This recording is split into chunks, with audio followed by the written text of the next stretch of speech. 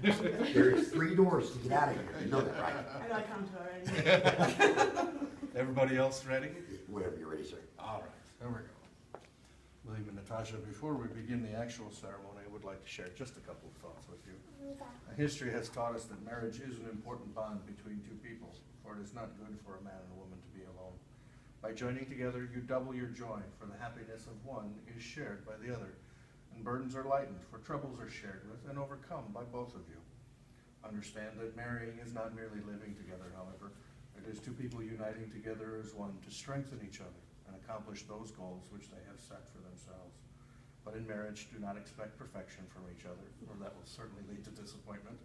Instead, seek to understand each other's weaknesses and minimize them, and be swift to recognize and praise each other's strengths. Above all, may you never make the mistake of taking each other's love for granted, because marriage is an unconditional commitment to an imperfect person. We are gathered together in this company to join together this man and woman in holy matrimony, an institution which is honored by all. Therefore, it is not to be entered into lightly or unadvisedly, but reverently and discreetly. Into this holy estate, William and Natasha come now to be joined. You have made known to me that you desire to be married to each other, and I consider it my duty, before I pronounce the words that will make you husband and wife, to remind you that once the marriage is performed, the law does hold you to various obligations and liabilities of married people. You get a reminder like that when you ask a judge to do this. I can't help myself. Marriage is more than a contract, however.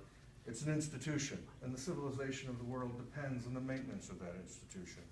Marriage is the foundation of the family and of society, without which there can be no civilization. Marriage is the noblest bond of human life and the basis of human progress. Join hands, please.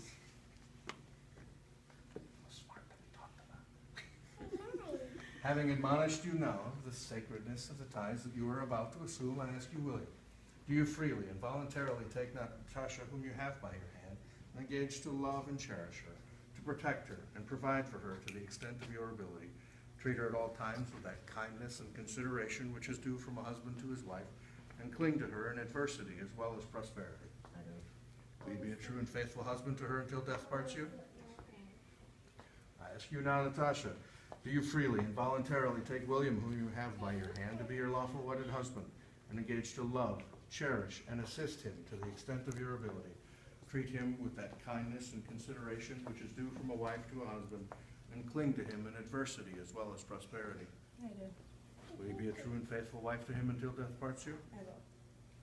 Got the rings handy? Yes. Now's the time.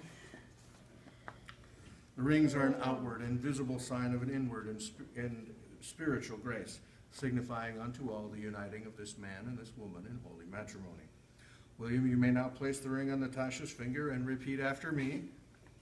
With this ring, I thee wed. Natasha, you may now place the ring on William's finger and repeat after me. With this ring, I thee wed. I thee wed.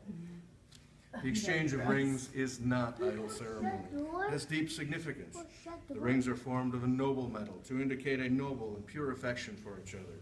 The form is round to indicate that your mutual love shall never come to an end.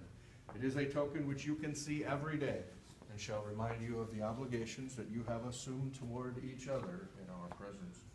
And having given me your free and voluntary consent to become husband and wife, it remains only to speak the words by which your association shall be formed to your own happiness, providing, of course, that you are faithful to the promises that you've made here today. And therefore, by the virtue of the authority vested in me by the laws of the state of Wisconsin, and in the presence of these witnesses, I do pronounce and declare you husband and wife. You can kiss your bride. Yay! Yay. Congratulations. That's the other upside, is I get to be the first one to